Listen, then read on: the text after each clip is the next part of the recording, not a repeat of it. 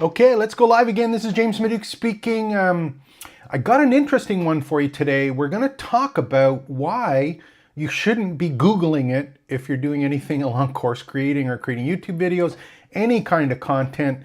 Don't bother doing the Google it thing. You've probably heard that phrase before, just Google it.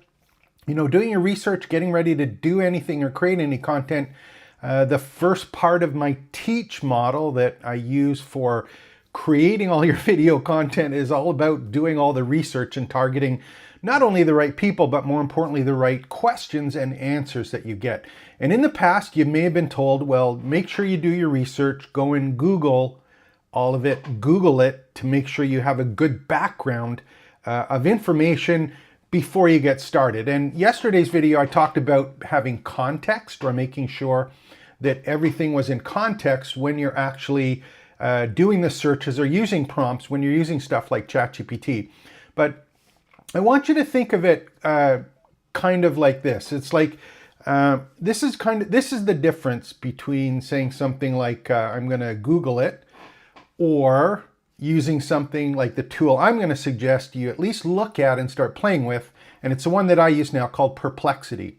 And today what we're going to do is at the end of this, I'm going to show you my workflow on the different tools I use to replace the Google it part at the front. So the three that I use for creating any of this online content is Perplexity, ChatGPT, and Claude. Now there's a place for all three of those, but that's like the big three that I use for creating online course content. And hopefully at the end of this, you'll be able to see why it's probably a better workflow for you if you're trying to create high value content, but more importantly, make sure that you're answering the questions that the people that you're trying to help or the students that you're teaching that they're asking. So think of it this way for a second. So if you go to Google, and if you think of it like Google, it's like if you do a search on Google, what's happening is Google will give you, if you're asking like a map, like if you Google it, you're going to get 1,000 different ways to get to the location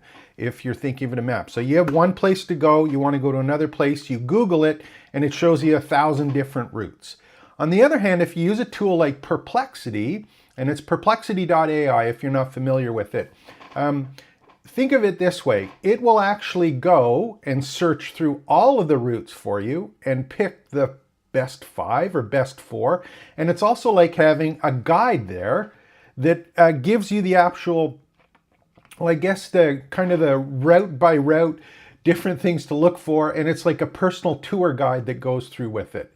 So it's versus a whole bunch of routes versus which one is best. Now the thing is, because it's AI powered, you don't have to figure out which one is best. It reasons amongst all the different ones and takes everything into account before it's actually giving you the results. So it's just a much faster way to actually do things with that.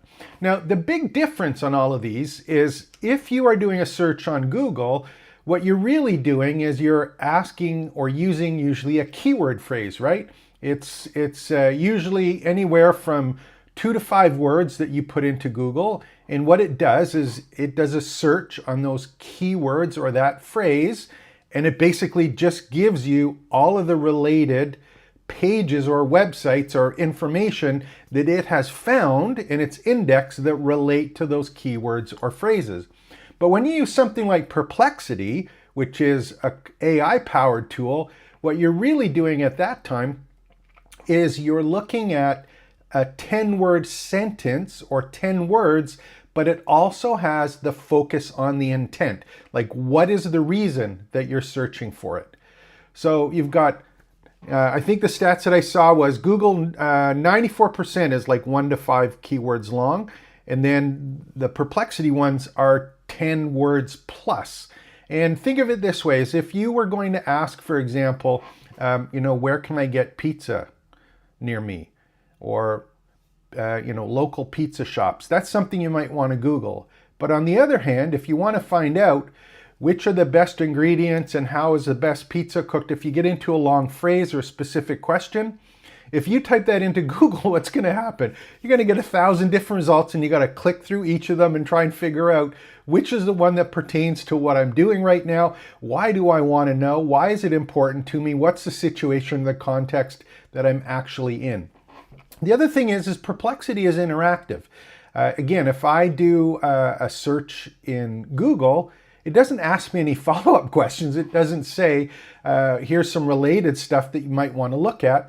Perplexity does just that. It's more of a conversational search, again, based on what it is that you're trying to accomplish based on the questions that you're asking, not just the phrase or the keywords that you've been put into.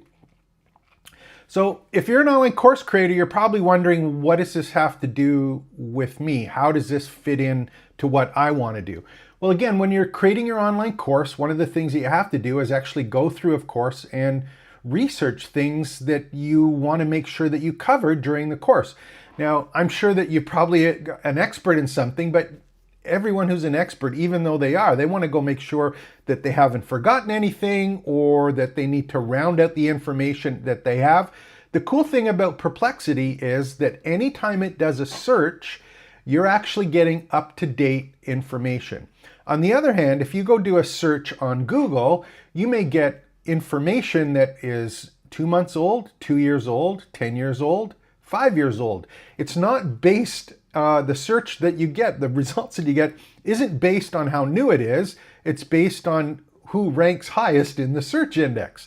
It doesn't have anything to do, again, with the context. On the other hand, every time you do a search on Perplexity, what happens is it goes through all of the current information and presents you with the information that is most relevant to the question or the search that you've answered or made. The best thing is also comprehensive. So when you do a search, Perplexity offers complete, coherent answers.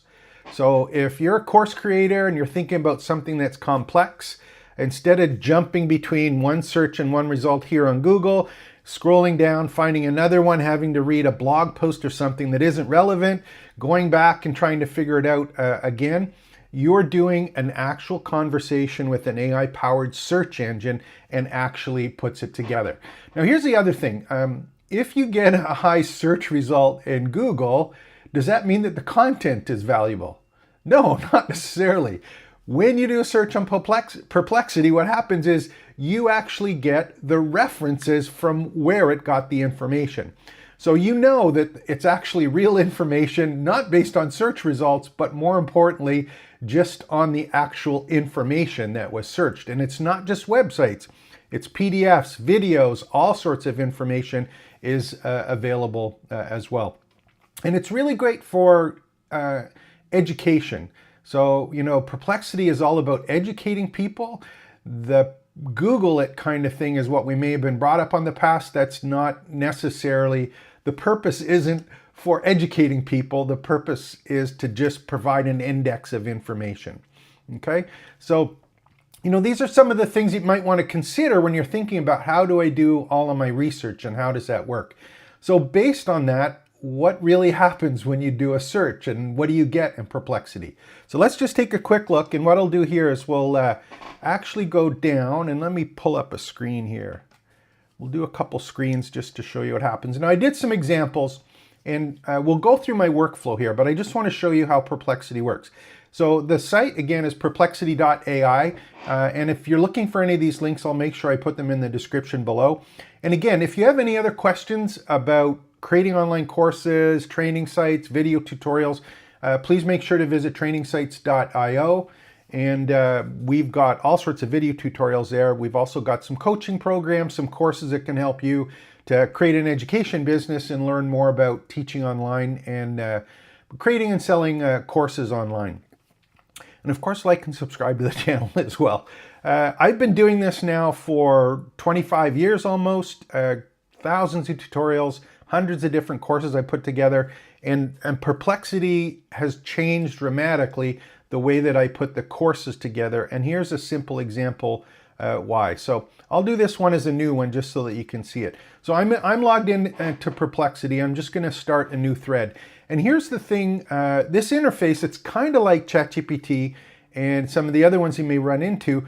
It allows you to attach particular documents or information as well. This is a free version, by the way, and you can ask it anything. Now, if I'm going to go and I'm going to say, what's the best digital camera to use, it may not be the best place to search. On the other hand, if I want to go and ask something that's a little more important because I'm thinking of doing a course, as an example, on what are the parts of a digital camera that beginners should master. I want to do my course on, create an online course for how to use digital cameras for beginners. And I know things like shutter speed and ISO and those things are important because I'm an expert on it. But I just want to make sure or find out that the content that I'm providing for any of these new users is something that makes sense for them and it's something that they should be looking at. So I'm going to put this in and I'm just going to do a prompt. Now, what happens is Perplexity actually searches, live searches, and instead of giving me a list of all of the possibilities, it's giving me an answer based on these referenced points here. So you can see there's 8 actual different websites that it's taken and combined or curated this information for us, and it's given us a really, really good complex answer. So we've got some stuff here that's all about the answer. Now, if I went to have a Google search and I Googled it, what would I see?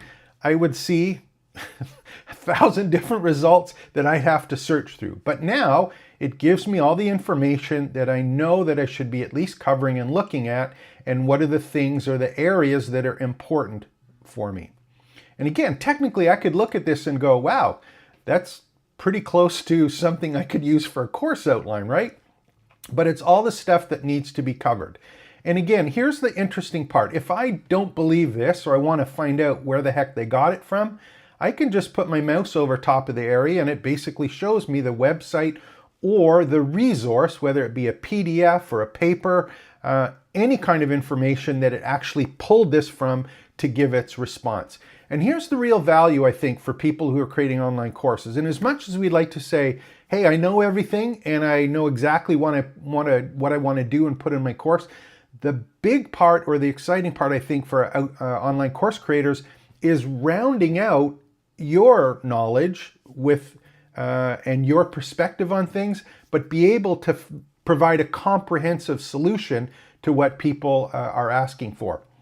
And again, as much as your answer couldn't be the right one, there's always, again, other pieces that you may not have thought of, or more importantly, that you missed or forgot about that could be part of your course that you should spend some time on.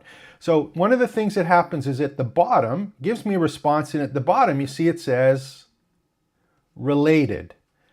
And here are some related queries or questions that you may not thought of before you actually starting to do it. So, here's lighting conditions, or maybe you didn't think about, raw formats for beginners. And it does the exact same thing, and it keeps in context what our previous search was.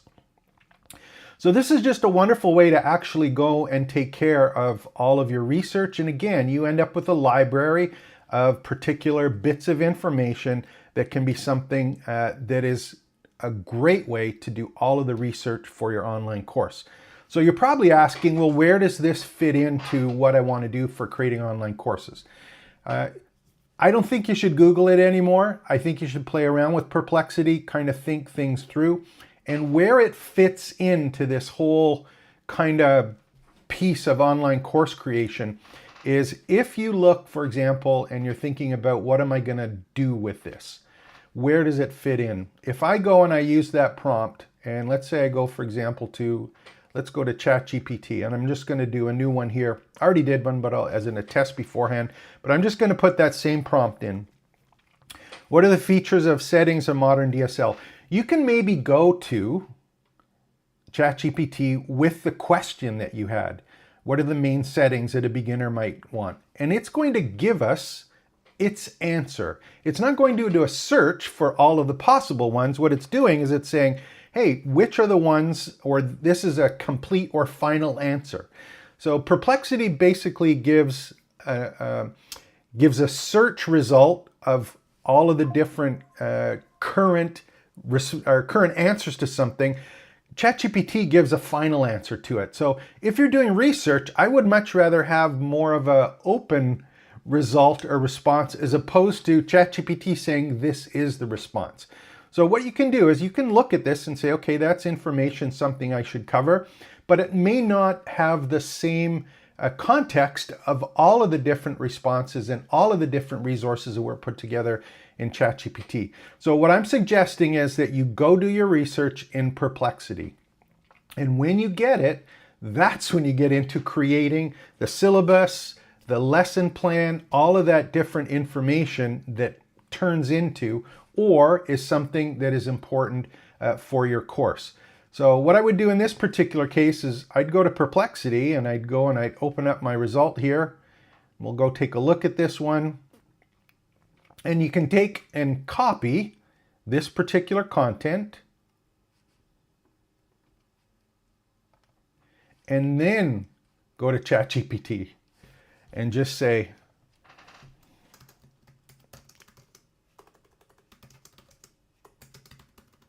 and again, I'm not using a proper prompt here because that's a whole other story. So I'm just going to do a basic, give it some instructions based on the following content, create and